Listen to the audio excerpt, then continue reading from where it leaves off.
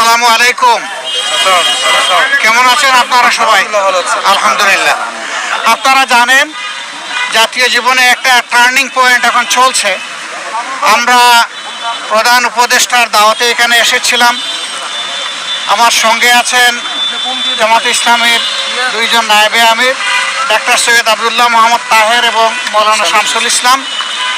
আমাদের প্রচার বিভাগের সেক্রেটারি আছেন, অ্যাসিস্ট্যান্ট সেক্রেটারিবৃন্দ আছেন এবং আরও সেক্রেটারি জেনারেল অধ্যাপক মিয়া গুলাম পরওয়ার আছেন। এইভাবে আমরা 11 জন আছি। তো আমরা এসেছিলাম এখানে, ওনারা ইনভাইট করেছিলেন বর্তমান পরিস্থিতিতে দেশকে সামনের দিকে এগিয়ে নেওয়ার জন্য আমাদের করণীয় কী, সেই বিষয়ে আলহামদুলিল্লাহ আমাদের মধ্যে আলাপ আলোচনা হয়েছে। দেশ আমাদের সবার, দেশ বেঁচে থাকলে ভালো থাকলে আমরা সবাই বেঁচে থাকবো এবং ভালো থাকবো। এই ক্ষেত্রে সমাজের সকল সেকশনের মানুষ আমরা যদি সমবেতভাবে কাজ করি, ইতিবাচক মনোভাব নিয়ে পরস্পরকে সহযোগিতা করি, এখন যারা দায়িত্বে এসেছেন তাদেরকে সহযোগিতা করি, তাহলে দেশ একটা শৃঙ্খলা এবং সৌন্দর্যের ভিতরে আসবে আমরা আশা করি।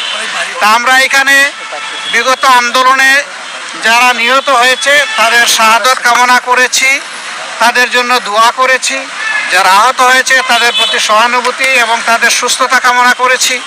আর দেশের বিভিন্ন বিষয় নিয়ে ভালো মন্দ এগুলো আমরা আলোচনা করেছি যে আমরা কিভাবে সবাই মিলে আগাতে পারি। এটাই ছিল মূল কথা।